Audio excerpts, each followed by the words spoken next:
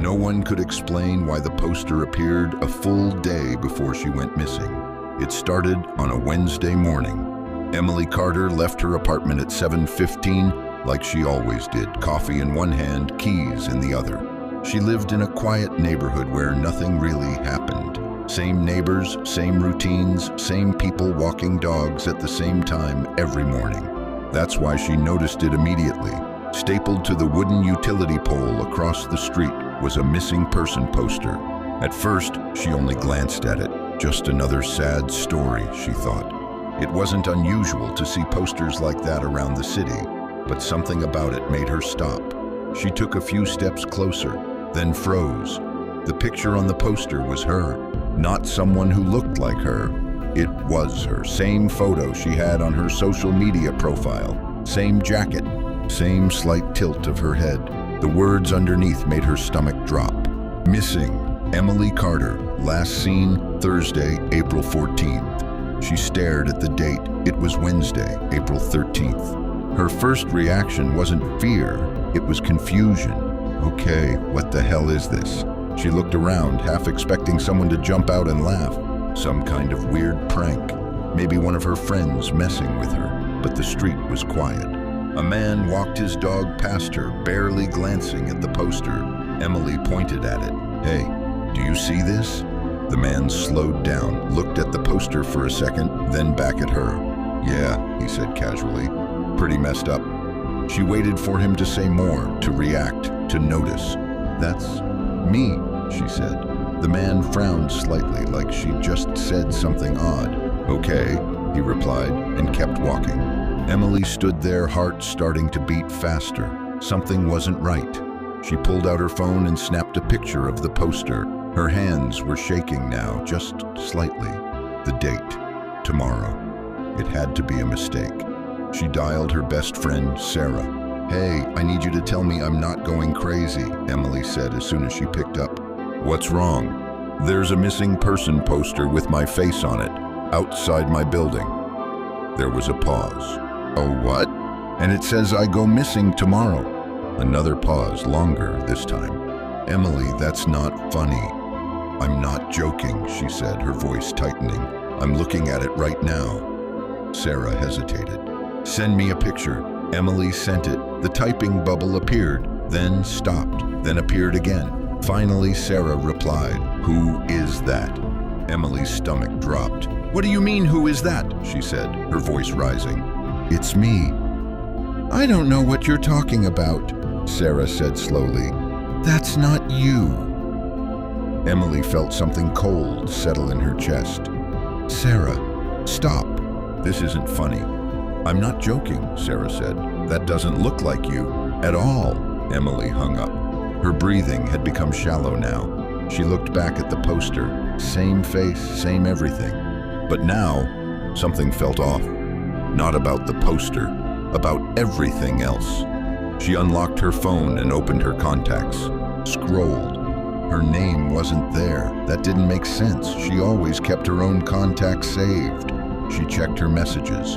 Conversations were still there, but her own messages were labeled as just a number. No name, no picture. Her chest tightened. She opened her social media. Her profile was gone. Not private, not deactivated, just gone, like it had never existed. What is happening? She whispered it to herself, but the words felt thin, unreal. People continued walking past her. Cars drove by. Everything looked normal, but it felt like she had just stepped slightly out of sync with the world. She looked back at the poster one more time, and that's when she noticed something new. There was a second line of text, smaller, beneath the description. If found, do not approach. Her throat went dry. A car honked nearby, making her flinch. She stepped back from the pole, then turned and hurried back to her apartment. Inside, everything looked the same. Her couch, her kitchen, her shoes by the door. She locked it behind her, her hands trembling now. Okay, think. She paced back and forth. There had to be an explanation. A prank, a mistake, something. She went to her bedroom and opened her laptop. Searched her name, nothing, no results, no traces. It was like she had been erased overnight. Her breathing grew heavier. Then, a knock at the door. She froze. 3 slow knocks. Hello? A man's voice, calm, neutral. Ma'am, are you inside? Emily didn't move. Police, the voice added. Her heart jumped. Relief flooded in, fast and overwhelming. She rushed to the door and opened it. 2 officers stood there. Hi, she said quickly. Thank God, something really weird is going on. I think someone... Ma'am, one of them interrupted gently. We're looking for someone. Yeah, she said. Me. I saw the poster. I don't know what's happening.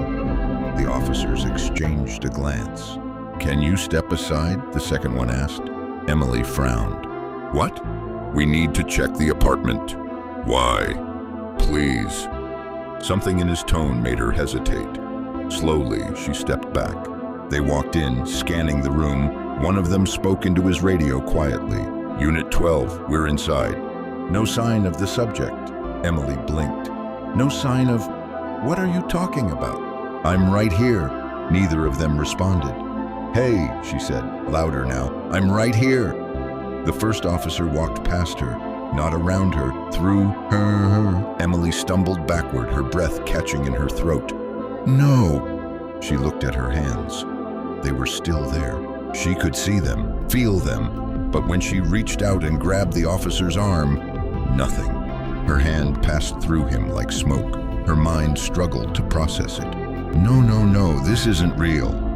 The officers continued searching, opening doors, checking rooms, completely unaware of her, or ignoring her. I'm right here, she screamed. No response. Her voice sounded wrong, distant, like it wasn't fully in the room anymore. One of the officers stepped outside and spoke into the radio again. Confirmed. Apartment is empty. Poster checks out. Poster checks out. Emily felt something inside her collapse. She slowly turned toward the door, then ran. Out of the apartment, down the stairs, onto the street. People passed her, cars moved. Everything kept going. But no one reacted to her. No one saw her. She ran back to the utility pole. The poster was still there, but now the date had changed. Last seen, Thursday, April 14th. Today. She stared at it, her vision blurring. No, I'm still here. Her voice cracked. She looked around desperately. Can anyone hear me? Nothing, just the normal sounds of the street, distant traffic, a dog barking, life continuing. Without her. A woman walked up to the poster, studying it.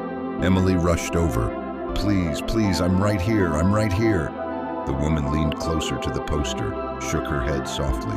Poor girl.